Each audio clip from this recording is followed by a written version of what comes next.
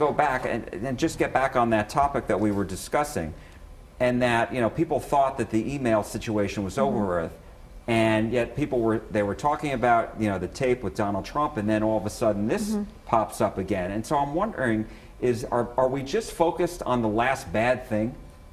You know what I mean? Well, I mean, it's I'm just timely. concerned about where the politics is going in terms of lock her up. I'm going to put a special prosecutor if I'm elected president, and then the FBI getting involved, you know, right before an election, releasing that we're going to start open the investigation again.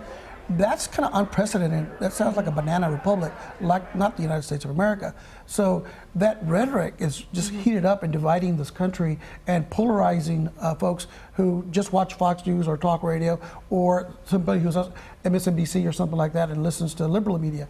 And I think that's a really big problem in the future. But the FBI should have stayed out of it until after the election, whatever they had. But Comey was in a hard place. He had to send out that letter, or it looks like the other way. The other way. Right. He's hiding it. So he was in a hard place, and he, you know, invested. And to give him credit in the FBI, they did this really quickly before Tuesday, before today. They resolved this. But I've also heard a lot of people chime and say there's no way that the FBI went through 650,000 emails in a week when they had months and months to look at this. Colonel, what do you think?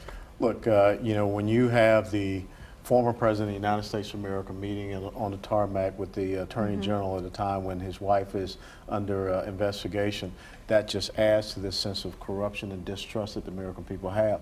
I spent 22 years in the United States military. I had one of the highest security clearance you could have, TSSCI. If I was extremely careless with classified information, the first thing that immediately happens to me is my clearance is revoked. Then they start the investigation. If it turns out that the investigation is warranted, if it's nefarious, I'm going to Fort Leavenworth, not for the short staff college course, but I'm going for the long course. And then I'm going to get a dishonorable discharge or other than honorable discharge. I'm going to have a felony offense, and that ends my career. You have a United States sailor right now sitting in a federal prison because he took 6 photos in a classified area of a 20-year-old nuclear submarine, just for himself. He admitted that he did it, and he is gone. Now, the thing that we have to understand, either the rule of law applies to everyone, or it doesn't apply at all. And so that is, you're talking about someone that now wants to be the commander-in-chief. And if you're telling me that the commander-in-chief has a different standard than every soldier, sailor, airman, marine, what happens?